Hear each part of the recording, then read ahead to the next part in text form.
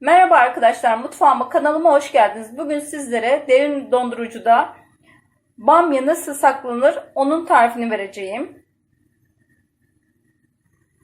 Evet, pazardan aldığım 3 kilo bamyam var. Bunların kafasını şu şekilde çok derine inmeden bu şekilde kesiyoruz.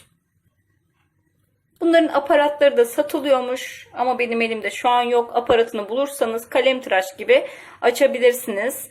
Çok fazla derine inmiyoruz kesinlikle.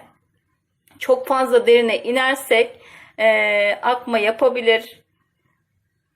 Şu şekilde üstünün kabuğunu bu şekilde almanız yeterlidir. Kesinlikle çok fazla dibine inmeyin. İnerseniz dediğim gibi bamyalarınız akabilir. Yapışkanlı bir akma olabilir. Kesinlikle sadece üzerindeki, evet, yavaş yapıyorum ki görün diye, çok fazla dibine inmiyorum. Bu şekilde sadece üst yaprağını alıyorum, üst kabuğunu. Hepsini bu şekilde ayıklıyoruz. Evet, bütün bamyalarımızı ayıkladık. Şimdi güzel bir şekilde yıkıyoruz. Evet, bir yandan da tenceremi ocağıma koydum. Suyum kaynıyor.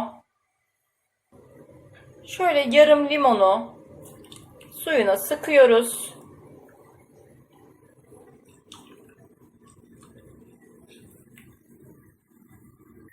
Evet, güzelce yıkadığımız bamyalarımızı suyumuzun içine atıyoruz. Bir yandan da soğuk su da hazırlayacağım. Şoklama işlemi yapacağım. Evet, 2 dakika hafif rengi döndü mü hemen alabiliriz. 2 dakika yeterlidir. Evet, rengi döndü. Gördüğünüz gibi yaklaşık 2-3 dakikadır bu şekilde sıcak suda kaynadı. Şimdi alabiliriz artık. Evet, hemen bir tasıma, böyle büyükçe bir tasıma soğuk su koydum. İsterseniz içine buz da atabilirsiniz. Ben buzdolabından soğuk su koydum. Hemen şöyle süzdürüyoruz. Bu şekilde şoklatıyoruz. Eğer çiğden koyarsanız, şoklatmazsanız bu şekilde bamyalarınız lastik gibi olur. O şekilde hem pişmesi de çok zor, hem lezzeti kesinlikle kayboluyor. Ama bu şekilde yaparsanız ilk almış gibi lezzetli bir bamya yemeği yersiniz. Tekrar aynı işlemi yapıyorum suyuna. Bamyam 3 kilo olduğu için. Bunları da hemen rengi dönesiye kadar yapıyorum. Öbürküler soğuk suda bekliyor. Evet, bunları da alıyoruz.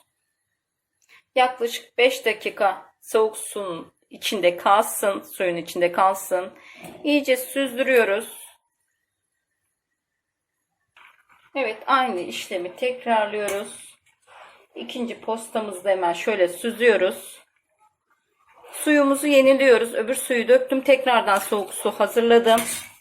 Ne kadar da olsa, çünkü sıcak oldu, ılıdı. Bu şekilde tekrardan şoklatıyoruz. Evet. 5 dakika bunlar için de yeterlidir. İyice süzdürüyoruz.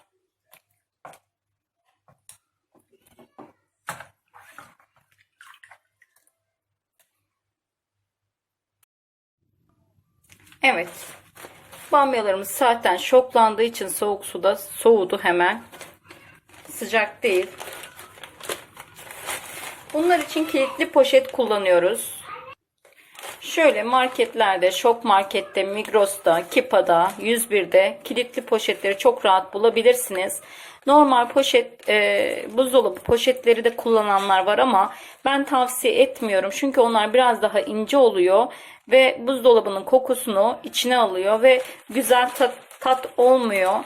Ben kesinlikle buzluğa ne atarsam atayım kilitli poşet kullanıyorum. Size de tavsiyem kilitli poşet olsun. Evet, bunları hepsine yarımşar kiloluk olarak eşit bir şekilde koyacağım. Evet, yarımşar kiloluk yaklaşık 5 poşetim çıktı. Şimdi domateslerim kabuklarını güzelce soydum. Doğrama işlemine geçebilirim. Domatesleri ufak ufak ince ince doğrayacağız.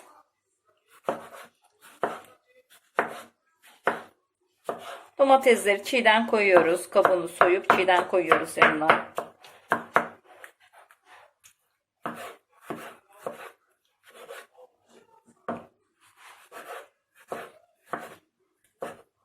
Dediğim gibi bamyayı çiğden koyarsanız pişirdikten sonra hem pişmesi çok zor olur hem de çok sert lastik gibi olur.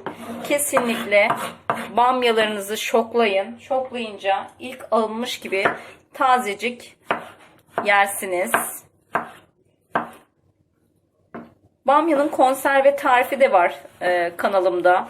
Konservesi de çok güzel oluyor. Ben her iki yöntemi de size göstermek istedim. Eğer buzdolabınızda yeriniz varsa bu şekilde yapıp da koyabilirsiniz. Eğer yoksa konservesi de inanın çok güzel oluyor ve bozulmuyor. Senelerdir konservesini de yapıyorum. Bu şekilde buzluğumda yerim varsa bu şekilde de yapıyorum.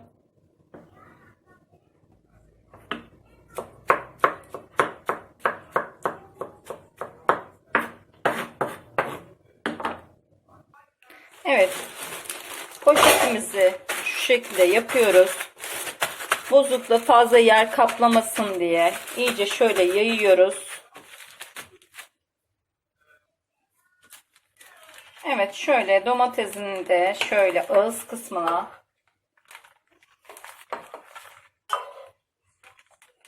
koyuyoruz.